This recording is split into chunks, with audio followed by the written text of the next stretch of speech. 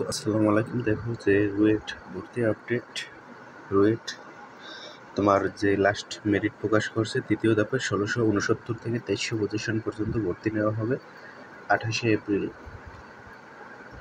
তো রুয়েট 2300 পর্যন্ত পজিশন পর্যন্ত ভর্তি নেওয়া হবে, ঠিক আছে। 1669 থেকে 2300 পজিশন পর্যন্ত ভর্তি নেওয়া হবে 28শে এপ্রিল। আর বুটেক্স ভর্তি আপডেট দেখো 641 থেকে 1350 পজিশন পর্যন্ত ভর্তি নেওয়া হবে 30শে এপ্রিল, ঠিক আছে। তো এর 2 দিন পরেই তোমার দেখো 1350 পর্যন্ত চলে গেছে বুটেক্সে, আর রুয়েটে তোমার 2300 পর্যন্ত চলে গেছে মেরিট, ঠিক আছে। তো কুয়েট দেখো, কুয়েটে তোমার 3001 থেকে 4000 পজিশন পর্যন্ত ভর্তি শেষ। পরবর্তী ভর্তি নোটিশ দেওয়া হবে 24শে এপ্রিল। তো 4000 পর্যন্ত তোমার কিন্তু ভর্তি শেষ, ঠিক আছে। তো চুয়েট দেখো, চুয়েটে মেরিট 2500 পর্যন্ত ভর্তি শেষ, ঠিক আছে। আর তৃতীয় ধাপের ভর্তি নোটিশ 27শে এপ্রিল পর্যন্ত দেওয়া হবে। আর বিশেষ করে বুটেক্সের যারা অনেকে জানতে চেয়েছিল, 1350 পজিশন পর্যন্ত ভর্তি নেওয়া হবে 30শে এপ্রিল, ঠিক আছে। অলরেডি 1350 দেখো।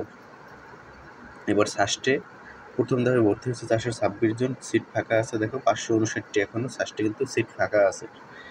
তো কৃষিগুচ্ছ দেখো তালিকায়, মেধা তালিকায় চান্সপ্রাপ্ত শিক্ষার্থীদের সাবজেক্ট ও বিশ্ববিদ্যালয়ের রেজাল্ট 27শে এপ্রিল, ঠিক আছে। তো চান্সপ্রাপ্ত শিক্ষার্থীদের সাবজেক্ট ও বিশ্ববিদ্যালয়ের রেজাল্ট 27শে এপ্রিল, যে মেধা তালিকায়, ঠিক আছে।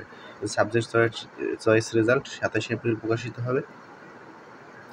তো আরেকটা আপডেট আছে, জাতীয় বিশ্ববিদ্যালয় অনার্স ভর্তি পরীক্ষা তোমার 3 মের পরিবর্তে 24শে মে তোমার অনুষ্ঠিত হবে, ঠিক আছে। এটা পিছিয়েছে তারিখ।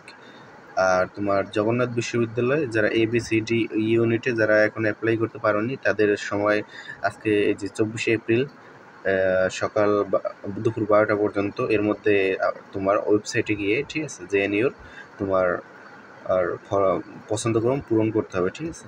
তো ধন্যবাদ সবাইকে।